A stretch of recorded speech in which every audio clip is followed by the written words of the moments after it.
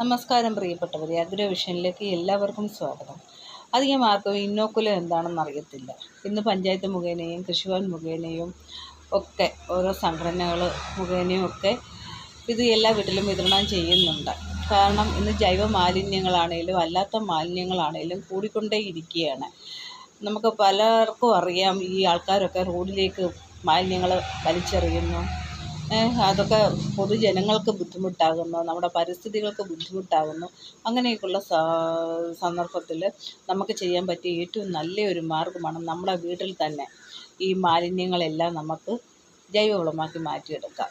Plastic, കുപ്പിച്ചില്ല് ഇവയൊഴികെ എന്തുണ്ടെന്ന് പറഞ്ഞാലും അതെല്ലാം, പച്ചക്കറിയുടെ വേസ്റ്റായാലും മുട്ടത്തോടായാലും ഉള്ളിത്തൊലി ആയാലും അതുപോലെ ചക്ക എടുത്ത് ചക്കമടലായാലും പഴത്തൊലി ആയാലും എല്ലാം നമുക്ക് വെള്ളമയമില്ലാതെ സംസ്കരിക്കാൻ പറ്റും.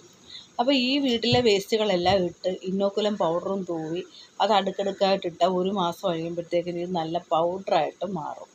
അപ്പം പ്രത്യേകം ശ്രദ്ധിക്കേണ്ട കാര്യം, ഇതിനകത്ത് ജലാംശം ഉണ്ടാകാൻ പാടില്ല. ജലത്തിൻ്റെ അംശം ഉണ്ടെങ്കിൽ ഇതിൽ പുഴുക്കൾ വരും. എന്നിട്ട് അടച്ച് ഭദ്രമായിട്ട് സൂക്ഷിക്കണം. അടച്ച് സൂക്ഷിച്ചാൽ ഈച്ചകൾ വന്ന് മുട്ടയിട്ട് പുഴുക്കൾ ഉണ്ടാകത്തില്ല. അപ്പോൾ ഇത് പിന്നീട് ഏറ്റവും നല്ല ജൈവവളമായിട്ട് മാറും. നമുക്ക് വീട്ടിലെ പച്ചക്കറികൾക്കും ചെടികൾക്കും ഒക്കെ ഇട്ടാൽ നല്ല ഗ്രോത്തിലാണ് ഉണ്ടാകുന്നത്. അതുപോലെ തന്നെ നല്ല പൂക്കളുണ്ടാകും, അതുപോലെ നല്ല വിളവും നമുക്ക് ലഭിക്കും. നമ്മുടെ വീട്ടിലെ അത്യാവശ്യം ഒരു അടുക്കളത്തോട്ടം എല്ലാവർക്കും ഉണ്ടാക്കാൻ പറ്റും.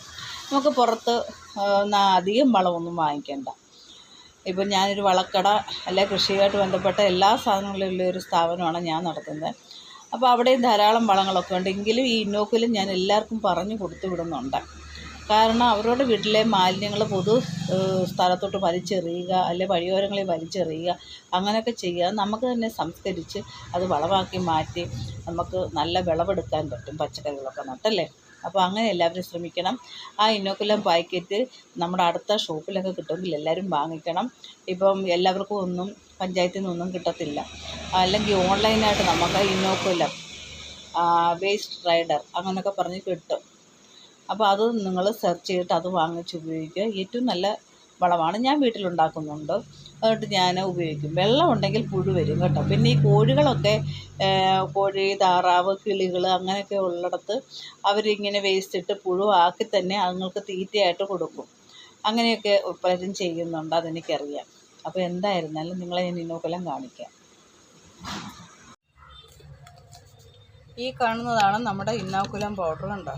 ഇതാണ്. ഇത് വലിയൊരു ഭാഗമായതുകൊണ്ട് എനിക്ക് എടുത്ത് പൊക്കാനൊക്കത്തില്ല.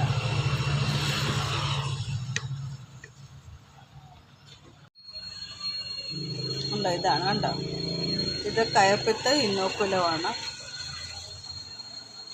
നമ്മുടെ ശൈലി കമ്പോസ്റ്റ് പോലെ തന്നെ ഇരിക്കും. ഇതെല്ലായിടത്തും കിട്ടും. ഇതിപ്പോൾ ഒരു 5 കിലോ പാക്കറ്റാണിത് കേട്ടോ.